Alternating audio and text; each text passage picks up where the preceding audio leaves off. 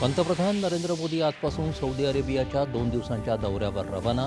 सौदीचे पंतप्रधान युवराज मोहम्मद बिन सलमान यांची घेणार भेट. जागतिक अनिश्चिततेच्या काळात भारत आणि सौदी अरेबिया दरम्यानचे संबंध स्थैर्याचा दीपस्तंभ असून उभय देशांमध्ये सहकार्याच्या अपार संधी असल्याचं पंतप्रधानांचं प्रतिपादन.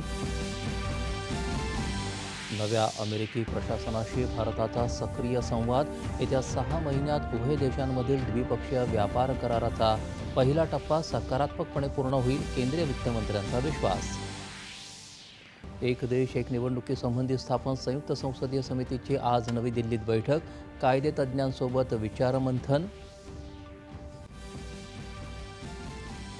वक्फ सुधारणा कायदा गरीब मुस्लिमांना हक्क मिळवून देणारा, मात्र असत्य पसरवून विरोधक मुस्लिम समाजाची दिशाभूल करत असल्याचा अल्पसंख्याक मंत्री किरेन रिजिजू यांचा मुंबईत आरोप.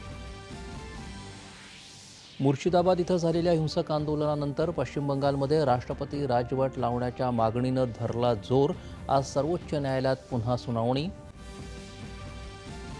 काँग्रेसला सोडचिठ्ठी दिलेले भोर मतदारसंघाचे माजी आमदार संग्राम थोपटे यांचा कार्यकर्त्यांसह भाजपात प्रवेश. आपली वसुंधरा आपली ऊर्जा या संकल्पनेतून आज साजरा होतोय जागतिक वसुंधरा दिन. पर्यावरण जागरूकता वाढवण्यासाठी विविध उपक्रमांचं आयोजन. अमेरिकी शेअर बाजारात मोठी पडझड, डॉलरही घसरला.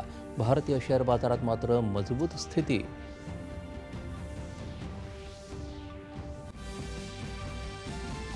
ISSF नेमबाजी विश्वचषक स्पर्धेत महिलांच्या 25 मीटर पिस्तूल प्रकारात भारताच्या सिमरनप्रीत कौरची रौप्य पदकाची कमाई.